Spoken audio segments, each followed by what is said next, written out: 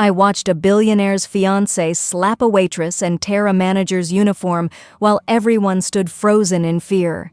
My daughter clutched my hand, terrified. Then memories of my cruel in-laws flooded back. I snapped. What I did next made the billionaire fall in love with me. I'm Naomi, and this is my story. Before we dive in, hit that subscribe button and turn on notifications. Trust me, you won't want to miss how this unfolds. This story has twists you won't see coming. A single mother's courage, a billionaire's choice, and revenge that will leave you speechless. Let's begin. My name is Naomi, and I'm 28 years old. I'm a single mother to the most beautiful 6-year-old girl in the world, my daughter Sophie. If you saw me on the street, you'd probably think I'm just another tired woman juggling too many responsibilities. And you'd be right. I work 2 jobs. One at a small cafe during the day and tutoring kids in the evening. It's exhausting, but it's my life, and I built it from nothing. 2 years ago, I lost my husband in a car accident, but honestly, I'd lost him long before that. Our marriage wasn't a fairy tale. It was survival. What made it unbearable wasn't even him, it was his family.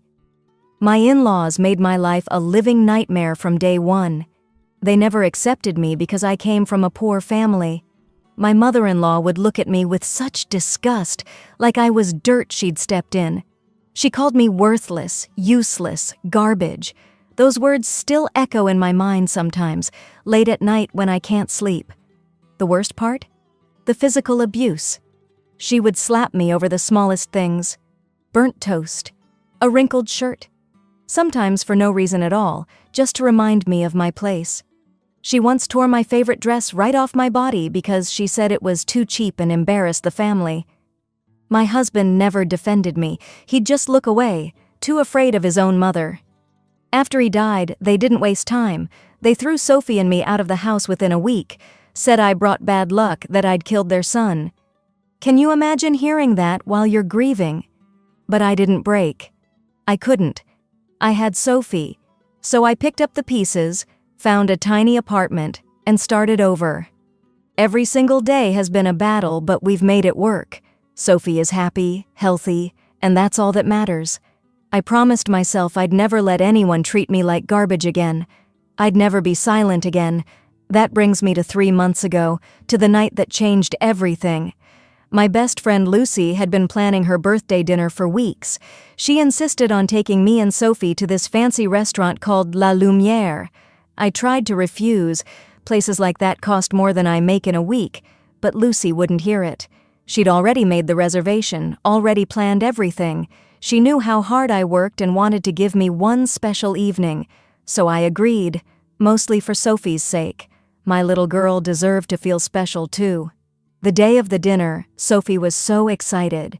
She wore her favorite yellow dress, the one with little flowers on it. I put on my only nice dress, a simple blue one I'd bought at a thrift store years ago. When we arrived at La Lumière, Sophie's face lit up like it was Christmas morning. The place was stunning, crystal chandeliers, white tablecloths, soft piano music in the background.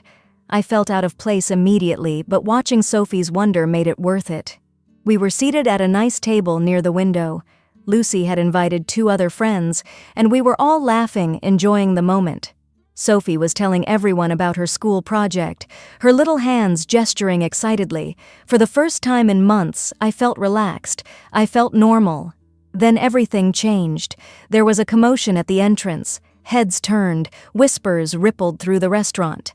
A man walked in first. Tall, probably in his early 30s, wearing an expensive navy suit. He had dark hair and an air of confidence that came with money. But he seemed distracted, already pulling out his phone. Behind him came a woman who commanded attention like she owned not just the room, but the entire world. She was stunning, I'll give her that. Late 20s, wearing a white designer gown that probably cost more than my car. Her jewelry sparkled under the lights. Everything about her screamed wealth and privilege, but there was something cold in her eyes, something cruel in the way her mouth was set in a permanent sneer. I learned later that her name was Clarissa Montgomery, and the man was Harrison Cole, a tech billionaire. They were engaged. The staff immediately went into panic mode. The hostess practically bowed as she led them to the best table in the restaurant. I watched as a young waitress, she couldn't have been more than 22, was assigned to serve them. The poor girl looked terrified. Her hands were already shaking as she approached their table with menus. Clarissa didn't even look at her, just snapped her fingers like she was calling a dog. I felt my stomach turn. The waitress, I later learned her name was Jenny, stood there waiting while Clarissa complained about everything.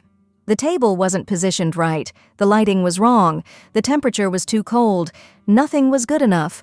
Harrison just sat there on his phone, completely checked out. He didn't defend Jenny, didn't even seem to notice what was happening. Sophie tugged my sleeve. "Mommy," she whispered, "that lady is mean." "I know, baby," I whispered back. "Just ignore her." But ignoring her became impossible. Jenny brought their drinks, water and wine. Her hands were trembling so badly I could see it from our table. As she set down Harrison's water glass, her hand shook just a little too much. A few drops of water spilled onto the edge of the table, not on Clarissa, not on her dress, just on the table. A tiny puddle that could be wiped up in 2 seconds. Clarissa exploded. "You clumsy fool!" Her voice cut through the restaurant like a knife. Every conversation stopped. Every head turned. "Are you blind? Are you stupid?" Jenny's face went white. "I'm so sorry, ma'am. Let me clean that up right away." She didn't get to finish. Clarissa stood up and slapped Jenny across the face. The sound echoed through the silent restaurant. Jenny stumbled backward, her hand flying to her cheek, tears instantly springing to her eyes.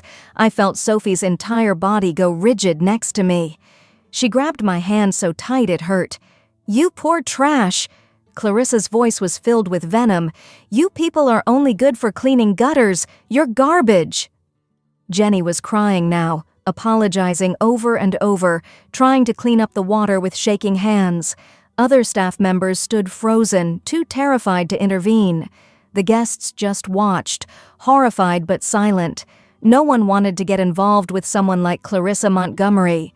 A female manager rushed over. She was older, maybe in her 40s, wearing a neat uniform with a name tag that read, Patricia. She tried to calm Clarissa down, speaking in soothing, professional tones. She apologized profusely, tried to defend Jenny diplomatically, offered to personally handle their table for the rest of the evening. Clarissa turned on her like a predator who'd found new prey. "You hired this garbage?" Clarissa stepped closer to Patricia. "What kind of establishment is this? Do you know who I am?" Patricia tried to maintain her composure. "Ma'am, I assure you." Clarissa grabbed the collar of Patricia's uniform and yanked it violently. The fabric tore with a loud ripping sound. Patricia gasped, trying to hold her torn uniform together, her face flushed with humiliation. Tears welled in her eyes, but she fought to keep her professional mask in place. "You poor people are all the same," Clarissa hissed. "Useless garbage. Fire her right now or I'll make sure this restaurant is shut down by tomorrow morning." That's when something inside me broke. Or maybe it didn't break. Maybe it had been broken for years and was finally healing into something stronger. I was staring at Patricia's torn uniform, at Jenny's tear-stained face, at Clarissa's twisted expression of disgust. And suddenly, I wasn't in that restaurant anymore. I was back in my in-laws' house. I was watching my mother-in-law tear my dress. I was feeling her slap across my face. I was hearing her call me garbage, worthless, less than human. I was remembering every moment I'd stayed silent because I was too scared, too broken, too convinced that I deserved it. My hands started shaking, but this time it wasn't from fear. It was from rage. Sophie was crying quietly beside me, her face buried in Lucy's side. My little girl was terrified. She was watching another woman be treated the way her mother had been treated. And in that moment, I knew. I knew I couldn't let her see me stay silent. I couldn't teach her that this was acceptable, that people like us just had to take it. Lucy grabbed my arm. "Naomi, don't. She's dangerous. She has power." I stood up anyway. My legs felt like they might give out, but I walked toward that table. Every step felt like I was walking through water, but I didn't stop. Clarissa was still yelling at Patricia, still demanding that Jenny be fired. She raised her hand, about to strike Jenny again. I grabbed her wrist mid-air. Clarissa's head whipped around, her eyes wide with shock. For a moment, she was too stunned to speak. I held her wrist firmly, then twisted it backward, not enough to injure her, but enough that it hurt, enough that she knew I wasn't afraid. "Let go of me!" Clarissa shrieked, trying to pull away. "How dare you touch me?" My voice came out steady, cold. "That's enough. You've done enough." Clarissa's face turned purple with rage. "Do you know who I am? I'll destroy you. I'll sue you. I'll make sure you never work anywhere in this city again." "I don't care who you are," I said quietly. "You don't get to treat people like garbage." The restaurant was dead silent. Every single person was watching us. I could feel their eyes, their held breath, their shock that someone, especially someone like me, would dare confront Clarissa Montgomery. Clarissa wrenched her arm free and raised her hand to slap me. I saw it coming. I'd been slapped enough times to recognize the motion, but this time I didn't flinch. This time I caught her wrist again. And then I did something I never thought I'd do. Something that went against every instinct that had been beaten into me over the years. I slapped her back. The sound echoed through the restaurant. Clarissa stumbled backward, her hand flying to her cheek, her mouth open in absolute shock. She looked like she couldn't comprehend what had just happened. No one had ever dared to touch her, to fight back. You, she sputtered, unable to form words. "Call the police," I said, my voice surprisingly calm. "Please, let's call them right now. Let's show them Jenny's face where you hit her. Let's show them Patricia's torn uniform. There are 50 witnesses here who saw everything." Clarissa looked around wildly. For the first time, she seemed to realize that every single person in that restaurant was looking at her with disgust. Not admiration, not fear. Disgust. I kept talking. The words poured out of me like they'd been trapped for years. "You called them garbage? Let me tell you something about garbage. I've been called that. I've been slapped. I've had my clothes torn off me. By people just like you who think money makes them gods."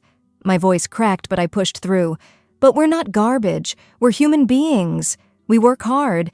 We survive things you couldn't imagine. We're stronger than you'll ever be because we've had to be. You're just cruel. And cruelty isn't strength, it's weakness." The silence that followed was deafening. Then, slowly, someone started clapping. A woman at a nearby table. Then another person joined, and another. Within seconds, half the restaurant was applauding. Some people were standing up. Clarissa's face went from red to white. She looked around desperately, searching for support and finding none. Then she turned to Harrison, who had finally put down his phone and was watching everything with an expression I couldn't quite read. "Harrison!" Clarissa ran to him, her voice taking on a pleading tone. "Did you see what she did? She assaulted me. Call your lawyers. Have her arrested." Harrison stood up slowly. He looked at Clarissa for a long moment.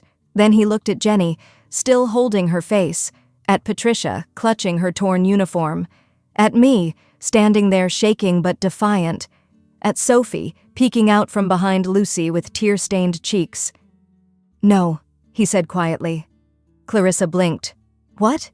"No," Harrison repeated, louder this time. He turned to Jenny and Patricia. "I apologize. What you experienced tonight is unacceptable. No one should be treated that way." He pulled out his wallet and handed Patricia several bills. I couldn't see the amount, but Patricia's eyes went wide.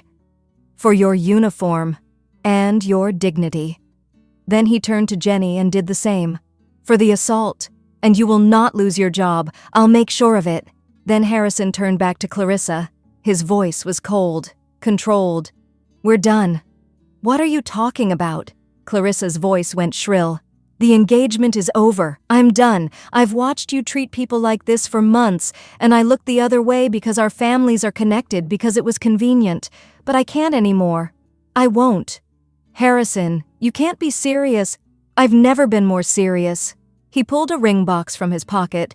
Apparently Clarissa hadn't even been wearing her engagement ring, and set it on the table. "This woman," he gestured to me, "is a complete stranger. But she had more courage in 5 minutes than I've had in 6 months.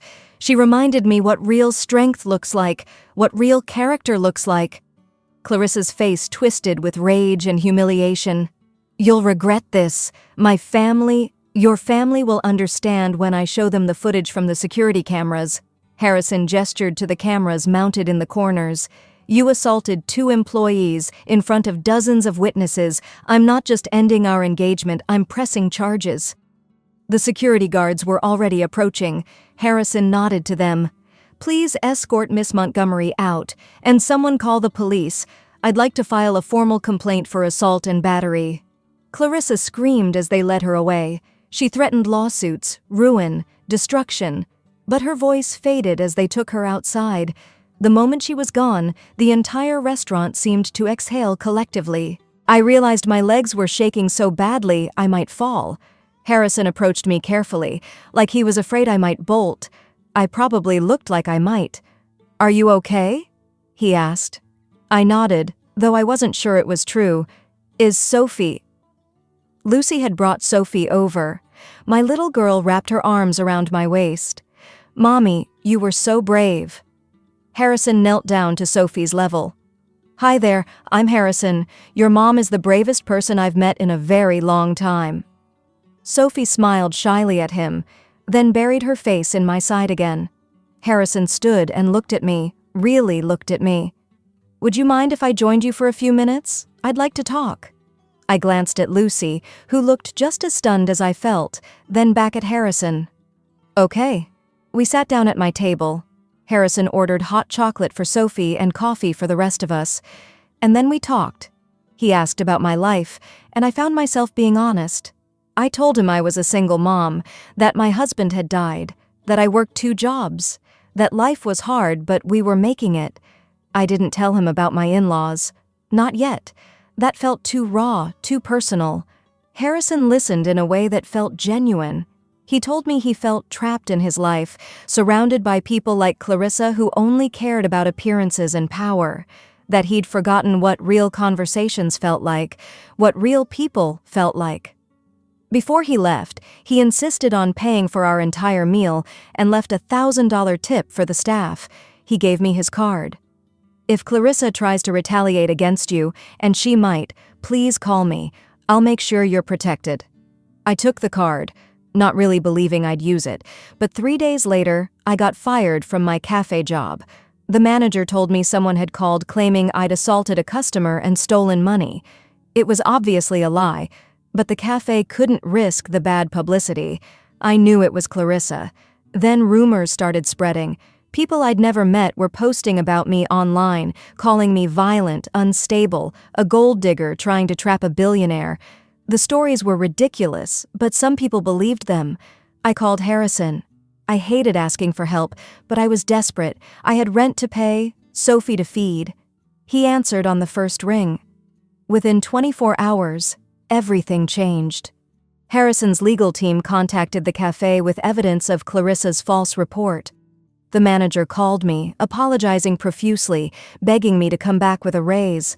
I declined. I had my pride, but accepted the severance payment they offered. Harrison's team also went after Clarissa. Turns out his company had major contracts with her family's business. Harrison pulled every single one, millions of dollars in losses. The Montgomery family was furious, but the security footage from the restaurant had already gone viral online. The hashtag Justice for Jenny was trending. Clarissa's reputation was destroyed. But Harrison did something else too. He offered Jenny and Patricia better positions at his company's headquarters.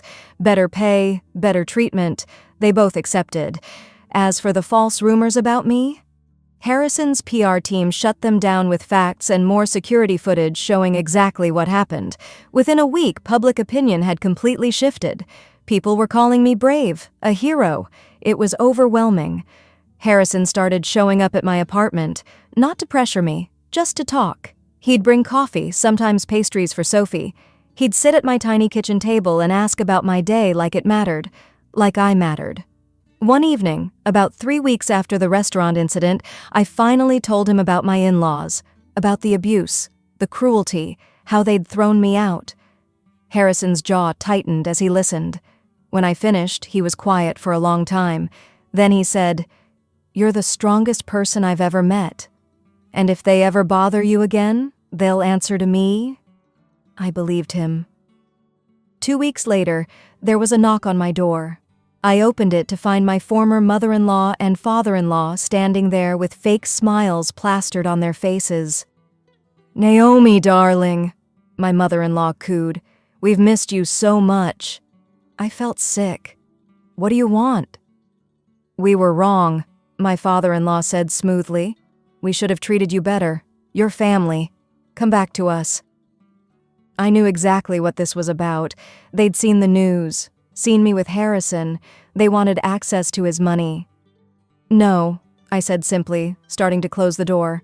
My mother-in-law pushed forward. Now, let's not be hasty. Think about Sophie. She deserves to know her grandparents." "You threw us out," I said, my voice shaking.